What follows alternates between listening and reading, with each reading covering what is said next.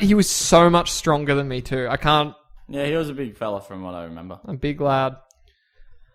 So this brings me not to anything near this story, actually, something completely different, but it brings me to a high school story. All right. I studied film and television in high school. Correct. We had a class to do this. And me and 3 other friends, we were tasked with making a short film. We decided to make a horror movie. And in a little, what is it called? I don't want to call it a town. A township. A little township near us called Perugian Beach. There was an abandoned squash court / little convenience store.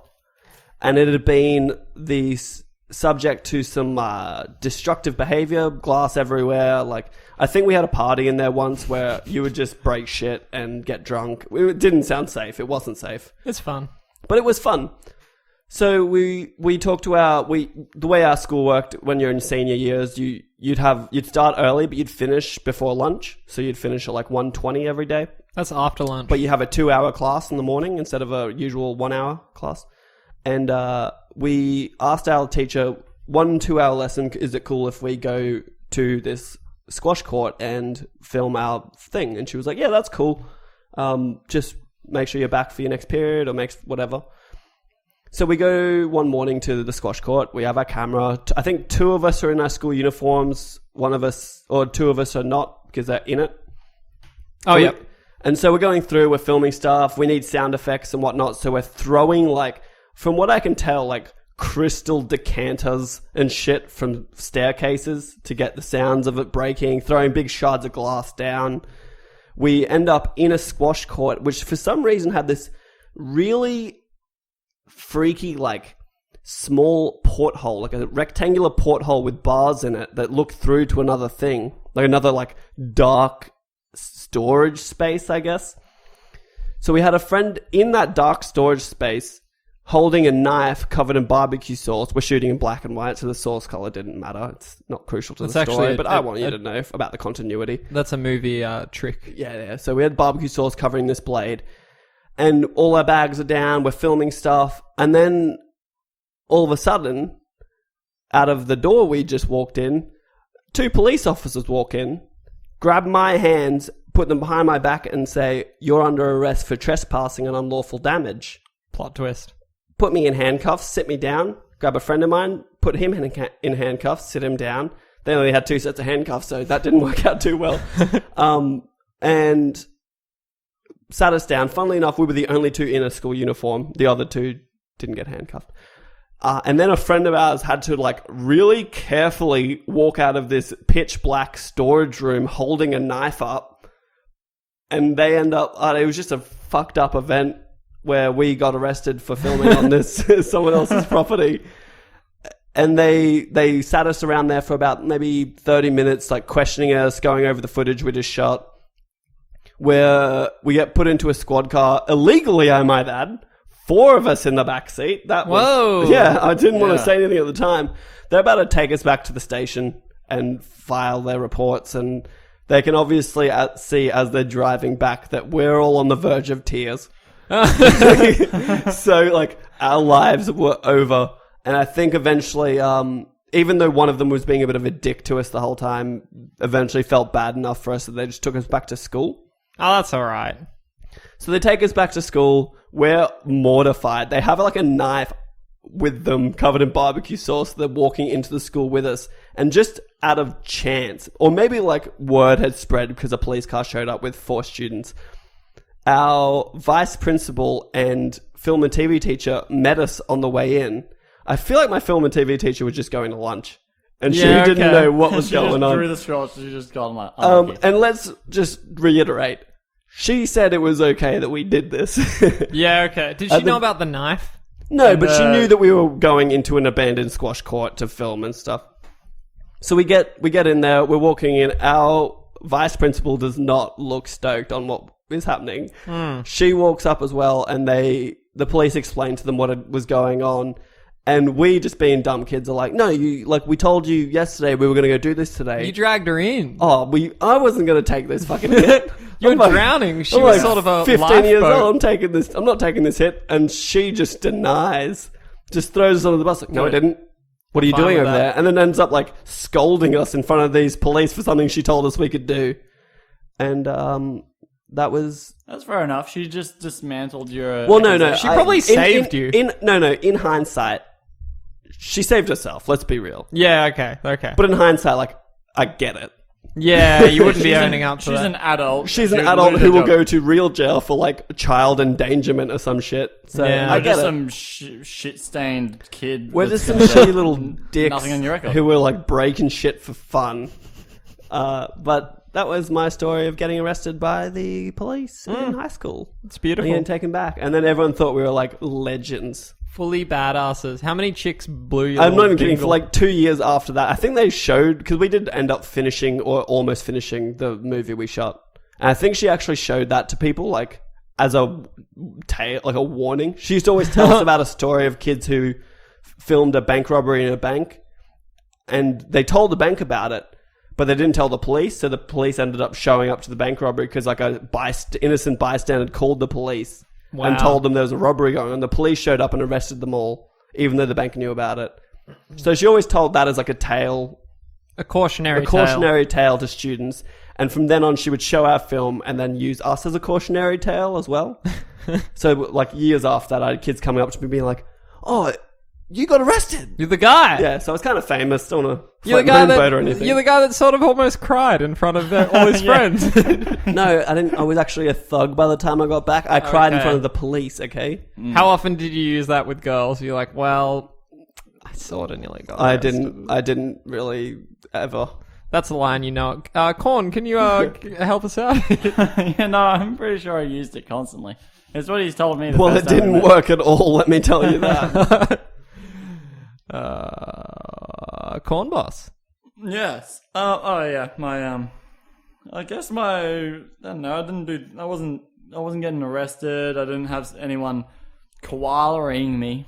Right off the bat, some of the most ridiculous stories of high school shenanigans I know of involve you. Really? So don't you fucking kowtow out of this. Name one. Just yeah. Sports day. No. no. Yeah. Well, that's we know that one. That's what he's doing. Name one other one. Yeah. That's. Oh, I thought you were fucking floundering and I was going to put you on blast. Yeah. Well, that's like the one I not like. That was my go-to. I know. What else have there's we more, got? Ryan. Yeah, I know there is. You're the most Well, ridiculous you forgot person I you know. didn't even tell him the stool story, the woodworking stool story. That's just a shitty teenager story. That's not. Go woodworking stool and then close out with sports day. Let's just go sports day. Yeah, I'm thinking sports day is just the better story. The other ones. Where time is of the essence at Yeah. the moment. We're running long again. Are we? Yeah, we're like an hour again. Nice. I've still got another topic. That's what I mean. Yeah. Yeah, sheesh. So my sports day one is, it was I guess Borat had just recently aired, Yeah. It's very movie. nice. and That's what, 2003, 2004? yeah, that's pretty It accurate. must have been like a year or two after that came out. Though. I don't know, Maybe 2005. because it was 2006 or 7 that I did this. No, I was around when you did it. I graduated would've in been 06, so I'm thinking 2005. 2006, Borat It was came out. 2006. It would have been 2006. Shit, it was like my final sports day, I guess. Yeah. So I thought, a friend had a spare mankini from the Borat movie lying around. As you do. Let's not beat around the bush. You had a mankini. No, it was actually a friend's. That's who- even grosser. Yeah. It was not my mankini. Did you get yourself checked after that? What is a mankini? Mankini is just... It's a one-piece swimsuit that is for men. It's essentially like A G-string for men. no, it's more than that. It's like if you get your regular tidy-whitey underwear, but you stretch them all the way over your shoulders. Yeah. Oh, it goes over the shoulders, Yeah, doesn't over it? the shoulders. So it's an And extra then long tidy-whitey, but so it's it green. covers your junk, thong through the butt crack, and then goes over the shoulders like... Truly fucked up. If you don't know what it is, just take a moment, pause this, have a look, and you'll know. Yeah. And then Borat And then look up Ryan Cornelius on Facebook and understand. It's really essential that you do that. I actually don't have any photos of it on Facebook. No, but just I want them to see you. Oh. And then imagine. Have an image of me in a mankini, yeah. So, yeah, I figure sports day is coming up. I have my friend's mankini. I'm going to wear this mankini on sports day for... Why not? For all your friends and... For less drag. I want to win that 100-meter dash, you know? Oh, shit. No, I'll win it at any cost. So, I go to school wearing a uniform and secretly underneath I'm wearing this mankini. Waiting for the right time to reveal. That wouldn't be comfortable. Let me stop you right there. Did it empower you knowing what you were wearing underneath? Yes. I imagine it's like Spider-Man wearing the costume under. I was pretty much bulletproof like Superman. Like Absolutely. If I wanted to, I could have flown at that time. I believe that. Did you enter high jump? I didn't enter high jump, no. Well, that's the thing. I didn't last long in there because... Old Burjo didn't let that No. Burjo. Run me through it. When did you unveil? It was at the shot put. So we had at our school, it's like the... top oval, bottom oval. The top oval, and then just below that is a lower oval. It's like maybe a meter step down. Yeah. It's a bit, a little bit down. And I was on the lower oval and near the top oval, so very close. And stripped down, everyone's having a good chuckle. Even the teacher that was running the shot put was having a Can good we laugh. name that teacher? Do you know? She was like one of the arts. Miss Ellis? Yeah.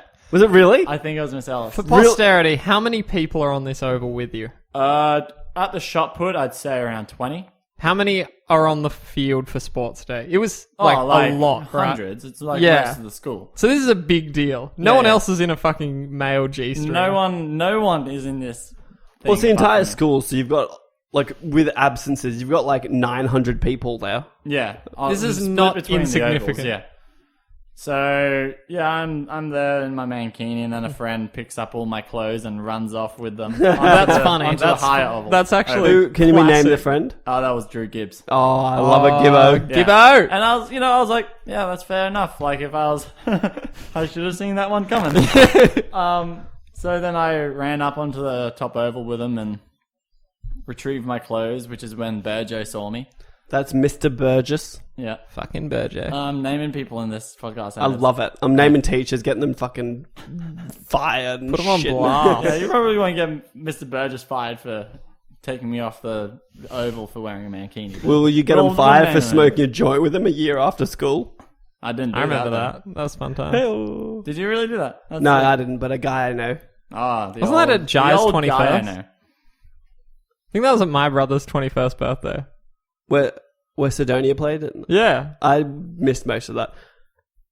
Sorry, no one knows what we're talking about, Don't so worry. continue, please, No, Ryan. classic Burjo smoking weed with ex-students. Yeah, but that's pretty much it. Like he stormed over. What happened when he took you off? When he? Like when he took you off the field, what happened? Oh, yeah. Did he? Well, you got your clothes back? Yeah, so like I had to put on my pants there. And then we walked off to one of the staff rooms and... What did he do to you? Where did Where did he touch me? where did it go in? No, he took me to a bathroom and said, go in there, get changed out of it. And then I had to give him the mankini in a bag. For safety's sake, and so he could sniff it. Yeah, I'm only assuming he sniffed it, because I sniffed it later and smelt nothing, so he sniffed up all the... Oh, he He got sniffed it all- clean. He sniffed it He clean. got all the sniffed good it clean. stuff. So, yeah, later, it was funny because he was like, this will be in this staff room at the end of the day if you want to come and retrieve it. Which obviously I did. I wanted course. my mankini back. Yeah, It wasn't of even course. yours. You had to give it back to the rightful owner. No, I kept it. It was So, mine now. yeah, I went back to the staff room and got it. And that teacher was also handed it to me with just the most disgusted look. It was just disgust and disrespect. All muddled into one. And I walked out there smiling. I thought it was hilarious. Now, I want to bring up something that happened, not to me, but to some people I know in school. Okay. We had a music teacher. I'm going to call her out right now, Miss Johnson. She was a big bitch. I don't know Miss Johnson. That's cool. She quit and ended up working at Domino's. So there's that story. Well, there you go. She was a really shit music teacher. Right on. And there was she had a class in the music block. And I don't know what happened. I think She ended up leaving the class to maybe go get instruments or go get something. And while she was out, everyone in the class ended up locking the door behind her. They locked one door. They put a big whiteboard up in front of the other door. And they started chanting, "We're good kids. We're good kids."